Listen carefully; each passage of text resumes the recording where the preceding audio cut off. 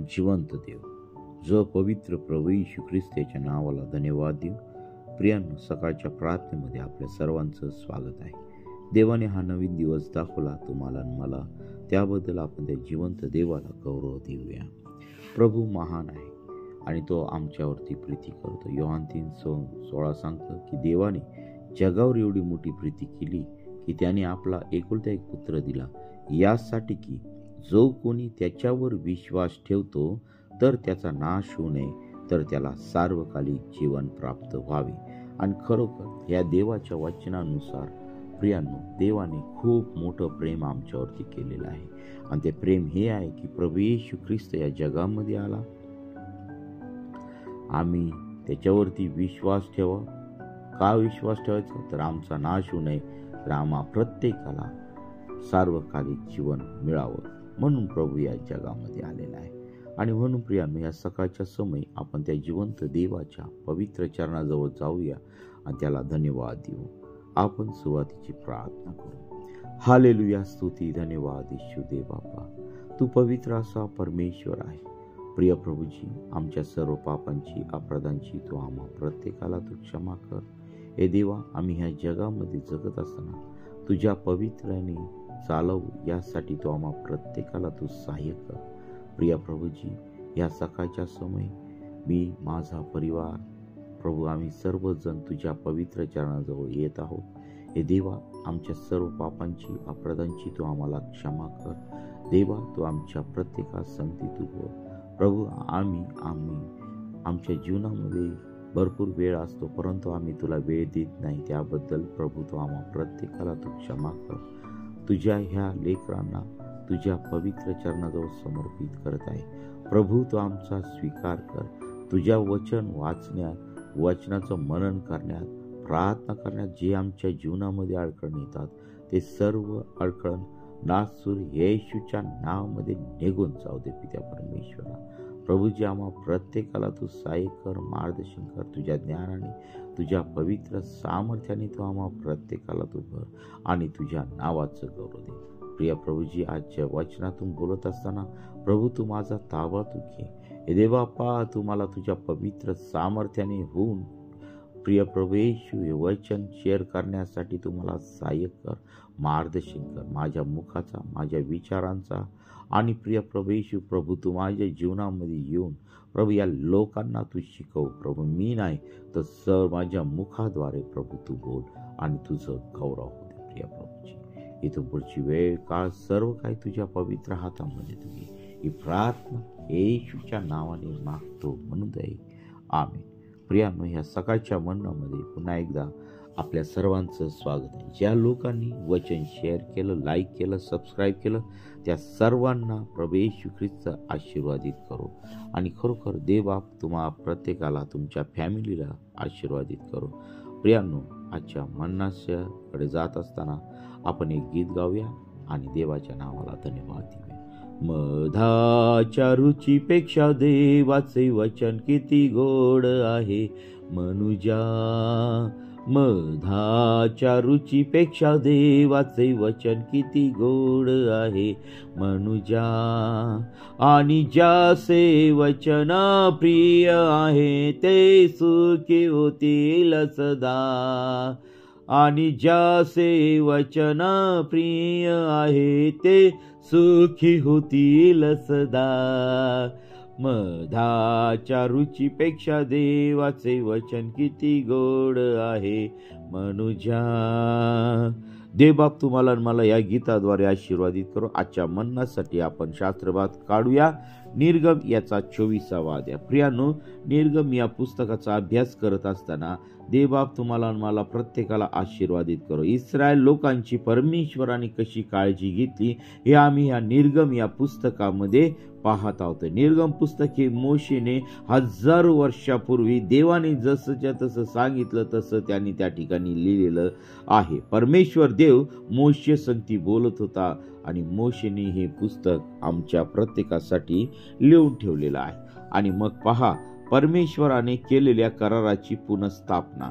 मग तो मोशेला म्हणाला, तू अहरोन, नादाब, अभिहू आणि इस्रायलाच्या वडिलांपैकी 70 जण असे मिळून परमेश्वराकडे वर चढून येऊन त्याला दुरून नमन करा. एकट्या मोशेने मात्र परमेश्वरासमीप यावे, बाकीच्यांनी जवळ येऊ नये आणि इतर लोकांनी तर त्याच्याबरोबर चढून वर येऊही नये. मग मोशेने जाऊन परमेश्वराची सर्व वचने आणि सर्व नियम लोकांना सांगितले. तेव्हा सर्व लोक एका आवाजात म्हणाले की जी वचने परमेश्वराने सांगितली त्या सगळ्या प्रमाणे आम्ही करू. मोशेने परमेश्वराची सर्व वचने लिहून काढली आणि अगदी पहाटेस उठून पर्वताच्या पायथ्याशी एक विधी बांधली आणि इस्रायलाच्या 12 वंशाप्रमाणे 12 स्तंभ उभारले. त्याने इस्रायल लोकांपैकी काही तरुणांना पाठवले आणि त्यांनी परमेश्वराला होमबली आणि बैलाची शांतार्पणे अर्पण केली. मोशेने अर्धे रक्त घेऊन कटोऱ्यात ठेवले आणि अर्धे वेदीवर टाकले. मग त्याने कराराचे पुस्तक घेऊन लोकांना वाचून दाखवले. ते ऐकून ते म्हणाले, जे काही परमेश्वराने सांगितले आहे ते सर्व आम्ही करू आणि त्याच्या आज्ञेत राहू. नंतर मोशेने रक्त घेऊन लोकांवर टाकले आणि म्हटले, पहा, परमेश्वराने ह्या वचनाप्रमाणे तुम्हाशी जो करार केला आहे त्याचे हे रक्त होय. मग मोशे, अहरोन, नादाब, अबिहू आणि इस्रायल लोकांच्या वडिलांपैकी 70 जण वर चढून गेले. त्यांनी इस्रायलाच्या देवाला पाहिले. त्यांच्या पायाखाली इंद्रनील मण्यांच्या चबुतरासारखे काही होते आणि ते अगदी आकाशासारखे स्वच्छ होते. पण इस्रायल लोकांच्या सरदारावर त्याने हात उगारला नाही. त्यांना देवाचे दर्शन झाले आणि त्यांनी खाणेपिणेही केले. आता ह्या ठिकाणी पहा, परमेश्वराने इस्रायल लोकांचे संगती एक करार केलेला आम्हाला दिसत आहे. आणि मग त्यासाठी देवाने मोशे, अहरोन, अबिहू आणि नादाब यांना त्या ठिकाणी बोलवलेलं आहे, हे आम्हाला दिसत आहे. परंतु परमेश्वराच्या जवळ जाण्याची फक्त मोशेलाच परवानगी होती. हे जे बाकीचे आलेले होते त्यांनी दूरच राहावं असं त्या ठिकाणी सांगितलेलं आहे. आणि मग जे 70 जण देवाने सांगितले होते सरदार, ते सर्व 70 जण त्या ठिकाणी परमेश्वराच्या जवळ जाण्यासाठी निघाले, परंतु त्यांना लांबच थांबायला लावलं होतं. त्याचं कारण एकच होतं की परमेश्वर हा पवित्र देव आहे, आम्हाला ह्या ठिकाणी दिसून येत आहे.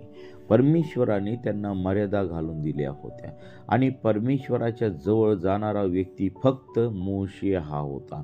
परंतु प्रियांनो, ह्या ठिकाणी पशुचं रक्त त्या ठिकाणी वेदीवरती अर्पण केल्या जायचं आणि पहा, त्या ठिकाणी ठराविक व्यक्तीच परमेश्वराच्या जवळ जाऊ शकत होता. परंतु आज आम्ही पाहत आहोत की त्याचा पुत्र परमेश्वराचा पुत्र प्रभू येशू ख्रिस्त या जगामध्ये आल्यापासून आम्ही डायरेक्ट पित्याकडे जाऊ शकतो. कारण प्रभू म्हणतो की ज्याने मला पाहिले त्याने पित्याला पाहिलेले आहे. आणि खरोखर प्रियांनो, प्रभू येशू ख्रिस्ताचं जे रक्त आहे ते आमच्यासाठी कराराचं रक्त असं झालेलं आहे. आज आम्हाला पशुचं रक्त अर्पण करण्याची गरज पडत नाही, पशुची बली देण्याची गरज पडत नाही. कारण ते बलिदान ख्रिस्ताने आमच्यासाठी तो वधस्तंभाचा कोकरा झाला आणि त्यांनी ते रक्त पित्याजवळ तुमच्या आणि माझ्यासाठी खंडणी म्हणून भरून ठेवलेलं आहे. आणि म्हणून प्रियाने, हे सुंदरसं वचन जे तुमच्या आणि माझ्यापर्यंत आलेले आहे त्या वचनावरती आम्ही विचार केला पाहिजे, त्या वचनाचा आम्ही अभ्यास केला पाहिजे. बघा, परमेश्वर जो आहे तो देवाची इच्छा आहे की आम्ही सर्वजण त्याच्या आज्ञेमध्ये आम्ही राहायला पाहिजे, आम्ही त्याच्या वचनाप्रमाणे आम्ही चाललं पाहिजे. आणि प्रियानो, आज आम्ही पाहत आहोत आमच्या जीवनामध्ये अनेक पीडा आहे, अनेक अडचणी आहे, अनेक समस्या आहे आणि त्या समस्येतून सोडवणारा फक्त जगामध्ये फक्त एकच देव आहे आणि त्याचं नाव आहे जिवंत देव, जो पवित्र प्रभू येशू ख्रिस्त. मी असं का म्हणत आहे? कारण तो खरोखर जिवंत देव आहे, त्याला कोणतीही गोष्ट अशक्य नाही.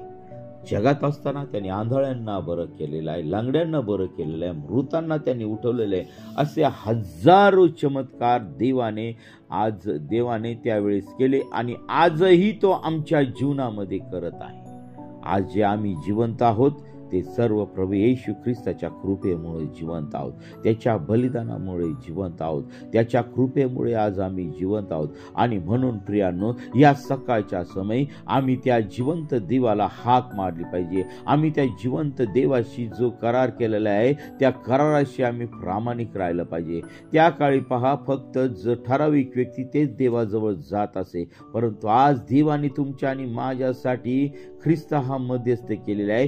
ख्रिस्त हा आमच्यासाठी जीवनाचा मार्ग आहे. ख्रिस्त हा आम्हाला स्वर्गाकडे नेणारा मार्ग आहे. ख्रिस्त आमच्या जीवनातील सर्व गोष्टी सोडवणारा मार्ग आहे. ख्रिस्त हा आमच्या जीवनातील समस्येचा मार्ग सोडवणारा जिवंत देव आहे. आणि ख्रिस्त हा आम्हाला आरोग्य देणारा असा जिवंत देव आहे. आणि म्हणून आम्ही प्रभू येशू ख्रिस्तावरती विश्वास ठेवून आम्ही त्याच्या मार्गाने आम्ही चाललं पाहिजे. या सकाळच्या समय आम्ही त्या पवित्र जिवंत देवाच्या चरणाजवळ जाऊया.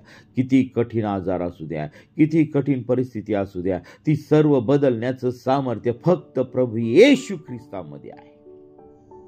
आणि पहा, या सकाळच्या समय प्रियांनो, सर्वांना आव्हान आहे. या जे काही छोटंसं वचन आहे त्या वचनामध्ये फक्त एक सांगितलेलं आहे की परमेश्वराने इस्रायलामध्ये करार केला होता, तोच करार आज प्रभू येशू ख्रिस्ताद्वारे या जगामध्ये उपस्थित आहे. हो प्रियांनो, देव आमच्यावरती खूप प्रेम करत आहे आणि त्याचं प्रमाण हेच आम्हाला तो पटवून देतो की त्याचा एकुलता एक पुत्र त्याने आमच्यासाठी दिलेला आहे. आणि चला, देवबाप या वचनाद्वारे तुम्हाला मला आशीर्वादित करो. आजच्या ज्या सहभागीत आहे प्रार्थना आहे त्या सर्व देवाने आशीर्वादित करावे. चला आपण प्रार्थना करूया. हालेलुया, स्तुती, धन्यवाद येशू देव बापा. प्रिय प्रभूजी, वचनातून जे काही बोललो प्रभू ते सर्व इतरांसाठी तो आशीर्वादित कर आणि तुझ्या नावाचं गौरव दे. पिता परमेश्वरा, जे लोक आजारी आहेत त्या सर्वांना तू आपल्या खेळलेल्या हाताचा तू स्पर्श कर.